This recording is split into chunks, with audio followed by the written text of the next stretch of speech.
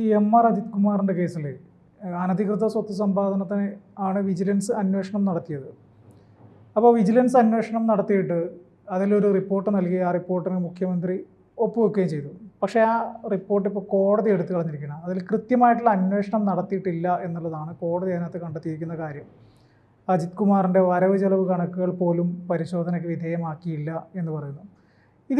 ഇതിൻ്റെ നിയമവശം എങ്ങനെയാണത്? സാധാരണഗതിയിൽ ഒരു അനധികൃത സ്വത്ത് സമ്പാദന കേസ് അന്വേഷിക്കുമ്പോൾ ഏറ്റവും ആദ്യം അന്വേഷിക്കേണ്ടത് അയാളുടെ വരവ് ചെലവ് കണക്കല്ലേ? അതുപോലും അന്വേഷിക്കാതെ എങ്ങനെയാണ് ഈ അന്വേഷണ ഉദ്യോഗസ്ഥന്മാർക്ക് ഒരു റിപ്പോർട്ട് കൊടുക്കാൻ പറ്റുന്നത്? എന്നിട്ട് അത് മുഖ്യമന്ത്രി ഒപ്പുവെച്ച് അത് അംഗീകരിക്കുന്നു, ക്ലീൻ ചിറ്റ് കൊടുക്കുന്നു. എങ്ങനെയാണ് അതിൻ്റെ നിയമവശങ്ങളിൽ?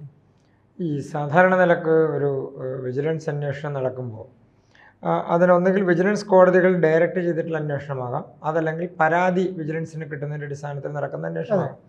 അപ്പോൾ അങ്ങനെ വിജിലൻസിന് പരാതി കിട്ടി അന്വേഷണം നടത്തുമ്പോൾ സ്വാഭാവികമായും എന്താണോ പരാതിക്കാരൻ ഉന്നയിച്ചിട്ടുള്ള വിഷയം, ആ വിഷയത്തെ സംബന്ധിക്കുന്ന അല്ലെങ്കിൽ അതിനെ അനുകൂലമായോ പ്രതികൂലമായോ ബാധിക്കുന്ന എല്ലാ വിഷയങ്ങളെയും പരിശോധിക്കുക എന്നുള്ളതാണ്.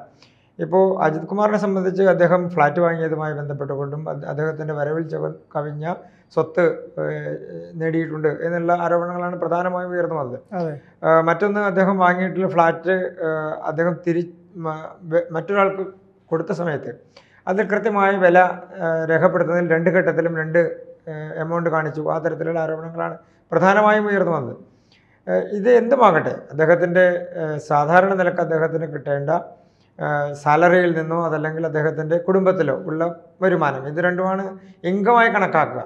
ഒന്നുകിൽ അദ്ദേഹത്തിന് കൃഷി പോലെയുള്ള അല്ലെങ്കിൽ അദ്ദേഹത്തിന് പരമ്പരാഗതമായിട്ടുള്ള വരുമാന സോഴ്സിൽ നിന്ന് കിട്ടുന്ന ഇൻകം, അതല്ലെങ്കിൽ അദ്ദേഹത്തിന് സാലറിയായി കിട്ടുന്ന ഇൻകം, ഇത് രണ്ടും കൂടി ചേർത്തിട്ടുള്ള ആകെ ടാക്സ് കൊടുക്കുന്ന ഇൻകത്തിൻ്റെ ഷെയറാണല്ലോ അദ്ദേഹത്തിന് സ്വാഭാവികമായും ഉപയോഗിക്കാൻ കഴിയും. അതിന് അപ്പുറത്തേക്കുള്ളൊരു വരുമാനമുണ്ട് എന്ന് കണ്ടെത്തി കഴിഞ്ഞാൽ അതിൽ അന്വേഷണം വരുമാനത്തെ സംബന്ധിച്ചും നടക്കേണ്ടതാണ്. അപ്പോൾ അതിൽ അന്വേഷണം നടന്നില്ല, അതിൽ കൃത്യമായ അക്കൗണ്ടുകളെ സംബന്ധിച്ച് പരിശോധന നടന്നില്ല, അതല്ലെങ്കിൽ അദ്ദേഹത്തിൻ്റെ വാങ്ങിയിട്ടുള്ള അദ്ദേഹത്തിൻ്റെ കൈവശമുള്ള വസ്തുക്കളുടെ മൂല്യം ഉദാഹരണത്തിന് 1 കോടി രൂപ വിലയുള്ളൊരു വസ്തു അല്ലെങ്കിൽ ഒരു വീട്, ഫ്ലാറ്റ് ഒരാൾ വാങ്ങി, അത് 5 ലക്ഷം രൂപക്കാണ് എന്ന് പറഞ്ഞാൽ അവിടെ സർക്കാർ നിശ്ചയിച്ചിട്ടുള്ളൊരു പൊതുവില ഉണ്ടാവുമല്ലോ. അപ്പോൾ അതിന് താഴെയാണ് വാങ്ങിയിട്ടുള്ള വില, അല്ലെങ്കിൽ അതിന് തൊട്ട് അടുത്ത നാളിൽ തന്നെ അതിൻ്റെ 100 ഇരട്ടി വിലക്ക് വെക്കുന്നു, അല്ലെങ്കിൽ 10 ഇരട്ടി വിലക്ക് വെക്കുന്നു. അപ്പോൾ സ്വാഭാവികമായി അതിൽ അസ്വാഭാവികത ഉണ്ടാവുമല്ലോ. ആ അസ്വാഭാവികത കണ്ടെത്താൻ കഴിഞ്ഞില്ല എന്ന് പറഞ്ഞാൽ അത് വിജിലൻസിനുണ്ടായിട്ടുള്ള പരാജയമാണ്. ഇപ്പോൾ അദ്ദേഹം തന്നെ പോലീസിലെ ഏറ്റവും മുതിർന്ന ഉദ്യോഗസ്ഥൻ എന്നുള്ള നിലക്ക് അദ്ദേഹത്തിനെതിരെ ഒരു അന്വേഷണം നടക്കുമ്പോൾ സ്വാഭാവികമായും നമ്മൾ പ്രതീക്ഷിക്കാമോ അദ്ദേഹത്തിനെ കുറ്റക്കാരനായി കണ്ടുകൊണ്ട് ഒരു റിപ്പോർട്ട് കൊടുക്കും എന്നുള്ളത്? ആരെക്കുറിച്ചാണ് അന്വേഷണം നടത്തുന്നത്? ആരാണ് അന്വേഷണം നടത്തുന്നത്? ഈ പൂരം കലക്കൽ വിവാദത്തിൽ അദ്ദേഹം കുറ്റക്കാരനാണെന്നുള്ള രീതിയിൽ റിപ്പോർട്ട്, അതിനൊരു രാഷ്ട്രീയ താല്പര്യമുണ്ട്. പൂരം കലക്കലിലുള്ളത് ഏതെങ്കിലും തരത്തിലുള്ള യാഥാർത്ഥ്യം പുറത്തു കൊണ്ടുവരിക എന്നുള്ളതല്ല, അല്ലെങ്കിൽ പൂരം കലക്കുന്നതിൽ എന്തെങ്കിലും ഒരു ഗൂഢാലോചന നടന്നിട്ടുണ്ടോ എന്നുള്ളത് അന്വേഷിക്കുക എന്നുള്ളതല്ല. അതിലൊരു രാഷ്ട്രീയമുണ്ട്. ആ രാഷ്ട്രീയം BJP വിരുദ്ധ രാഷ്ട്രീയമാണ്. ആ രാഷ്ട്രീയം സുരേഷ് ഗോപിക്കെതിരായിട്ടുള്ള രാഷ്ട്രീയമാണ്. അപ്പോൾ അവിടെ ഒരു രാഷ്ട്രീയത്തോട് കൂടിയിട്ടുള്ള റിപ്പോർട്ടാണത്. അല്ലാതെ അതിനപ്പുറത്തേക്ക് എന്തെങ്കിലും യാഥാർത്ഥ്യം അതിനുണ്ടോ എന്നുള്ളത് പരിശോധിക്കപ്പെടേണ്ടതാണ്. ഉദാഹരണത്തിന് പൂരത്തിൻ്റെ അന്ന് അദ്ദേഹം ഉദ്യോഗസ്ഥനാണെങ്കിലും വേറൊരാൾ ഉദ്യോഗസ്ഥനാണെങ്കിലും ആരാണെങ്കിലും അവിടെ നടന്നിട്ടുള്ളത് പൂരത്തെ തടസ്സപ്പെടുത്താൻ, പൂരത്തിൻ്റെ പ്രവർത്തനങ്ങളെ തടസ്സപ്പെടുത്താൻ ബോധപൂർവമായിട്ടുള്ള ശ്രമം അത് പോലീസിൻ്റെ ഭാഗത്തുനിന്ന് മാത്രമല്ല സർക്കാർ തലത്തിലുള്ള പല ഉദ്യോഗസ്ഥന്മാരുടെ ഭാഗത്തുനിന്നും ഉണ്ടായിട്ടുണ്ട്. അതിപ്പോൾ മാത്രമല്ലല്ലോ. ശബരിമല വിഷയവുമായി ബന്ധപ്പെട്ടുകൊണ്ട് എത്രയോ തവണ ശബരിമലയെ തകർക്കാനുള്ള ശ്രമങ്ങൾ നടന്നു എന്നുള്ള ആരോപണമുണ്ടായി. അപ്പോൾ സ്വാഭാവികമായും ഇങ്ങനെയുള്ള വിഷയങ്ങളിൽ സർക്കാർ ഉദ്യോഗസ്ഥന്മാർക്ക് സർക്കാരിൻ്റേതായ നിർദ്ദേശങ്ങൾക്കനുസരിച്ചിട്ടുള്ള ഒരു തീരുമാനമോ അതല്ലെങ്കിൽ ഒരു അട്ടിമറിക്കലെന്ന് നമുക്ക് പറയാൻ കഴിയില്ല, ഒരു ഇടപെടലോ ഉണ്ടാകും. അത് ദേവസ്വം ബോർഡിൻ്റെ കാര്യത്തിലുണ്ടാകും, സർക്കാരിൻ്റെ കാര്യത്തിലുണ്ടാകും, സർക്കാർ സംവിധാനങ്ങളുടെ കാര്യത്തിലുണ്ടാകും. അതുകൊണ്ടാണ് തൃശ്ശൂർ പൂരത്തിൻ്റെ ദിവസം ഒരു പ്രശ്നവുമില്ലാതെ നടന്നുകൊണ്ടിരിക്കുന്ന ഒരു പൂരത്തിന് ബാരിക്കേഡ് വെച്ച് ആളുകളെ തടയുക, ആനയുടെ എഴുന്നള്ളിപ്പിന് അല്ലെങ്കിൽ കുടമാറ്റത്തിന് വേണ്ടിയിട്ടുള്ള നടപടികളെ കാലങ്ങളായി നടന്നുകൊണ്ടിരിക്കുന്ന പ്രക്രിയകളെ അതിനെ മുഴുവൻ തന്നെ തടസ്സപ്പെടുത്തുക, ഇതൊക്കെയാണ് അതിൻ്റെ പ്രധാനപ്പെട്ട വിഷയങ്ങളുണ്ടായത്. അപ്പോൾ അതിൽ ഒരു ഉദ്ദേശം പൂരം കലക്കാൻ ഈ ഉദ്യോഗസ്ഥൻ കൂട്ടുനിന്നു എന്ന് പറയുന്നതിനെ സാധൂകരിക്കുക എന്നുള്ളതാണ്. ഇവിടുത്തെ ഉദ്ദേശം മറിച്ചാണ്. ഇവിടെ അദ്ദേഹത്തിന് ഏതെങ്കിലും തരത്തിൽ ആ പ്രശ്നത്തിൽ നിന്ന് ഊരിയെടുത്താൽ മാത്രമേ സർക്കാരെന്ന് പറഞ്ഞാൽ മുഖ്യമന്ത്രിയും മന്ത്രിമാരുമാണ് സർക്കാരിൻ്റെ താല്പര്യം സംരക്ഷിക്കുന്ന ആളുകൾ. അപ്പോൾ മുഖ്യമന്ത്രിയെ സംബന്ധിച്ച് അദ്ദേഹത്തോടൊപ്പം നിൽക്കുന്ന, അദ്ദേഹത്തെ എപ്പോഴും അവരുടെ രാഷ്ട്രീയ നടപടികൾക്ക് എപ്പോഴും ഒരു സുരക്ഷിത ഉദ്യോഗസ്ഥനായി കണ്ടിരുന്ന ഒരാൾക്ക് ഏതെങ്കിലും തരത്തിലുള്ള കുഴപ്പമുണ്ടാകുന്നതിന് സർക്കാരിന് താല്പര്യം ഉണ്ടാവില്ല. ആ സർക്കാരിനില്ലാത്ത താല്പര്യമാണ് സ്വാഭാവികമായും അന്വേഷണ റിപ്പോർട്ടായി പുറത്തു വരുന്നത്. സർക്കാരിന് താല്പര്യക്കുറവാണ്. സർക്കാരിന് താല്പര്യമുണ്ടെങ്കിൽ ഈ ഉദ്യോഗസ്ഥന് നടപടിയെടുക്കാനാണല്ലോ തീരുമാനം ഉണ്ടാവുക. അല്ലെങ്കിൽ എല്ലാ വസ്തുതകളും കോടതിക്ക് മുമ്പിൽ കൊണ്ടുവരുമല്ലോ, റിപ്പോർട്ടായി വരുമല്ലോ. അപ്പോൾ റിപ്പോർട്ടിൽ അത് വരുന്നില്ല എന്ന് പറഞ്ഞാൽ അന്വേഷണത്തെ തടസ്സപ്പെടുത്തുന്ന നടപടികൾ നേരത്തെ തന്നെ തുടങ്ങി. അല്ല, ഇതിൽ ഞാൻ പറഞ്ഞതേ ഉള്ളൂ. അതായത് ഒരു വിജിലൻസ് അന്വേഷണം, സാമ്പത്തികവുമായി ബന്ധപ്പെട്ടുള്ള വിജിലൻസ് അന്വേഷണം വരുമ്പോൾ അതിൻ്റെ ബേസിക്കായ ഒരു സാധനം ഉണ്ടല്ലോ, അതായത് അയാളുടെ വരവ് ചെലവ് പരിശോധിക്കുക എന്നുള്ളത്.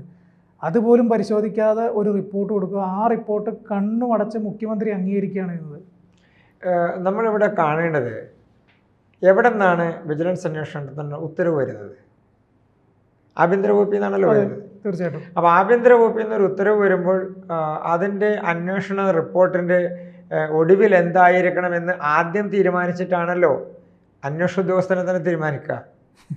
അന്വേഷണ ഉദ്യോഗസ്ഥൻ വന്ന് ചാർജ് എടുക്കുന്ന ദിവസം മുതൽ ഇത് എങ്ങനെ റിപ്പോർട്ട് എഴുതണം എന്നുള്ളതിനെ കുറിച്ചാണല്ലോ ഗവേഷണം നടത്തുക, അല്ലാതെ യാഥാർത്ഥ്യങ്ങൾ അന്വേഷിച്ചുകൊണ്ടല്ലോ ചെയ്യുക. അപ്പോൾ സ്വാഭാവികമായും ആ തരത്തിലാണ് നടപടി എന്നുണ്ടെങ്കിൽ അങ്ങനെ തന്നെയാണ് വരിക. പക്ഷേ അതിലൊരു സാമാന്യ നിലക്ക് അത് പരിശോധിക്കുന്നത് ഒരു കോടതിയാണെന്നും അങ്ങനെ കോടതിയിൽ പോകുമ്പോൾ ഇതിന് നിലനിൽപ്പുണ്ടാവില്ല എന്നും തിരിച്ചറിയണ്ടേ? ഇപ്പോൾ ഇത് യഥാർത്ഥത്തിൽ അദ്ദേഹത്തിന് രക്ഷിക്കുന്നതിന് പകരം കൂടുതൽ കൊടുക്കുകയാണ് ചെയ്യുക. കാരണം ആദ്യത്തെ ഇപ്പോൾ എന്താണോ അവർ ഉദ്ദേശിച്ചത് അതിൻ്റെ വിപരീത ഫലമാണ് ഇപ്പോൾ ഉണ്ടായിട്ടുള്ളത്. രക്ഷിച്ചെടുക്കാൻ വേണ്ടിയാണ് ഒരു ശ്രമം നടത്തിയത്.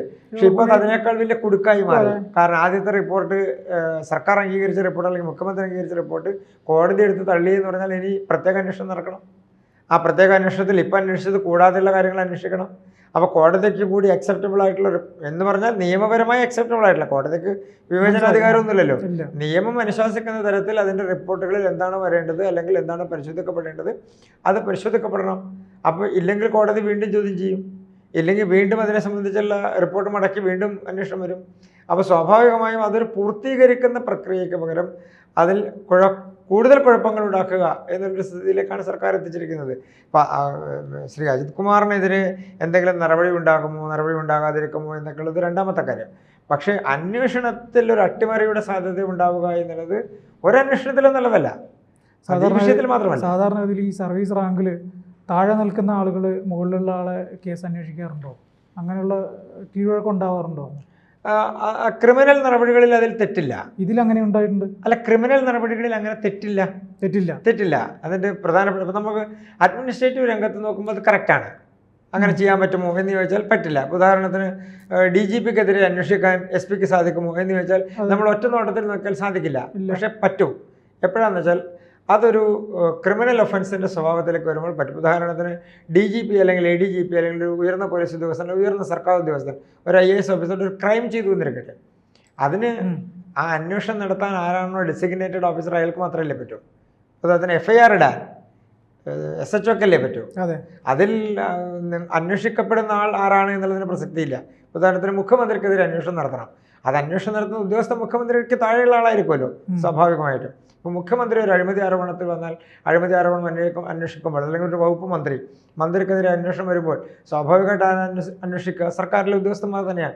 ആ ഉദ്യോഗസ്ഥൻ മന്ത്രിയേക്കാൾ റാങ്കിന് താഴെയായിരിക്കും, പക്ഷേ ഡെസിഗ്നേറ്റഡ് ഓഫീസർ അയാളായിരിക്കും അന്വേഷിക്കാൻ. അപ്പോൾ അതിൽ തെറ്റ് കാണേണ്ടതില്ല, കാണാൻ കഴിയില്ല. അല്ലെങ്കിൽ പിന്നെ അതിൽ കോടതി അങ്ങനെ ഒരു പരാമർശം നടത്തിയിട്ടുണ്ട്, അങ്ങനെ ഒരാൾ അന്വേഷിച്ച റിപ്പോർട്ടിൽ ഇത് സത്യസന്ധമായിട്ട് പുറത്തു വരും എന്ന് ഞങ്ങൾ വിശ്വസിക്കേണ്ടത്. അത് ഏതൊരാൾക്കും തോന്നുന്ന സാമാന്യ യുക്തി മാത്രമാണ്. അത് നിയമപരമായി നിലനിൽക്കും എന്നുള്ളത് രണ്ടാമത്തെ കാര്യമാണ്. ഒരു ഡെസിഗ്നേറ്റഡ് ഓഫീസർ ആരാണോ അതിന് നിയോഗിക്കപ്പെട്ടുള്ള ഉദ്യോഗസ്ഥൻ അയാൾക്ക് മാത്രമേ അത് അന്വേഷിക്കാൻ പറ്റൂ. അതിൽ റാങ്കിന് പ്രസക്തിയില്ല. ഉദാഹരണത്തിന് അങ്ങനെയാണെങ്കിൽ ഇന്ത്യയിലെ ഒരു കേന്ദ്രമന്ത്രിക്കെതിരെ അന്വേഷണം നടത്താൻ ഒരു പോലീസ് ഉദ്യോഗസ്ഥനും കഴിയില്ലല്ലോ. അല്ലെങ്കിൽ ഒരു മുഖ്യമന്ത്രിക്കെതിരെ അന്വേഷണം നടത്താൻ, ഒരു ആഭ്യന്തരമന്ത്രിക്കെതിരെ അന്വേഷണം നടത്താൻ ഒരു പോലീസ് ഉദ്യോഗസ്ഥനും കഴിയില്ലല്ലോ. അങ്ങനെയല്ല, അതിന് അങ്ങനെ കാണുന്നതിൽ പ്രസക്തിയില്ല. അത് നമുക്ക് സാങ്കേതികമായി നോക്കുമ്പോൾ നമുക്കതിനെ വിവക്ഷിക്കാം, അത് തെറ്റായിരുന്നുവെന്നോ അതല്ലെങ്കിൽ അത് അങ്ങനെ അന്വേഷിച്ചാൽ എങ്ങനെ കണ്ടെത്താനാണെന്നൊക്കെ നമുക്ക് അതിനെക്കുറിച്ചൊരു ചർച്ച നടത്താം അല്ലെങ്കിൽ വിചാരം നടത്താം എന്നുള്ളതല്ലാതെ അതിന് നിയമപരമായ എൻറ്റിറ്റി ഇല്ല. കാരണം നിയമപരമായി ആരാണോ ഡെസിഗ്നേറ്റഡ് ഓഫീസർ അയാൾക്ക് അന്വേഷിക്കും. സ്വാഭാവികമായിട്ടും. അതിൽ മുകളിൽ ആർക്കെതിരെയാണ് അന്വേഷണത്തിനത് പ്രസക്തിയില്ല. അതുകൊണ്ട് ആ അന്വേഷണം നടത്തുന്നത് തെറ്റായ നടപടിയുണ്ട്. അപ്പോൾ കോടതിയുടെ പരാമർശത്തിൻ്റെ പ്രധാന പ്രസക്തി അതാണ്. എന്ന് പറഞ്ഞാൽ ഇതിനെ സംബന്ധിച്ച് അന്വേഷിക്കേണ്ടത് സംസ്ഥാനത്തിൻ്റെ പോലീസല്ല, സംസ്ഥാനത്തിൻ്റെ വിജിലൻസ് അല്ല, അതിന് മുകളിലുള്ള അന്വേഷണ ഏജൻസി അന്വേഷിക്കണം എന്നാണ് എപ്പോഴും നമ്മുടെ ആരോപണം ഉണ്ടാകുന്നത് കൊണ്ടാണല്ലോ. യഥാർത്ഥത്തിൽ ഒരാൾക്ക് ഏതെങ്കിലും തരത്തിലുള്ള സഹായം ചെയ്തു കൊടുക്കണം എന്നൊരു ഏജൻസി വിചാരിച്ചിട്ടുണ്ടെങ്കിൽ ഏജൻസിയെ മാറ്റുക എന്നുള്ളതാണ്, അന്വേഷണ ഏജൻസിയെ. അതുകൊണ്ടാണ് കേന്ദ്ര അന്വേഷണ ഏജൻസികൾ വേണമെന്ന് പല കേസിലും ആവശ്യപ്പെടുന്നത്. എന്തുകൊണ്ടാണ് ഇപ്പോൾ കേരളത്തിൽ നടക്കുന്ന പല കേസുകളിലും കേന്ദ്ര അന്വേഷണ ഏജൻസി വേണം എന്നാവശ്യപ്പെടുന്നതിന് കാരണം ഇവിടുത്തെ ഉദ്യോഗസ്ഥന്മാർ ആ വിഷയത്തിൽ അവരുടെ ഒരു രാഷ്ട്രീയമോ ഒരു നയമോ ഒരു താല്പര്യമോ കാണിക്കുന്നതല്ല. അപ്പോൾ അങ്ങനെ ആ താല്പര്യം ഉണ്ടാകാതിരിക്കാനാണ് മറ്റൊരു ഏജൻസി അന്വേഷിക്കുന്നത്. ആ താല്പര്യത്തെ സംബന്ധിച്ചാണ് കോടതി പരാമർശം നടത്തുന്നത്. അതായത് അങ്ങനെ ഒരാൾ അന്വേഷിച്ചാൽ ഇത് പുറത്തു വരുമോ എന്ന് ചോദിച്ചാൽ അതൊരു താല്പര്യമാണ്.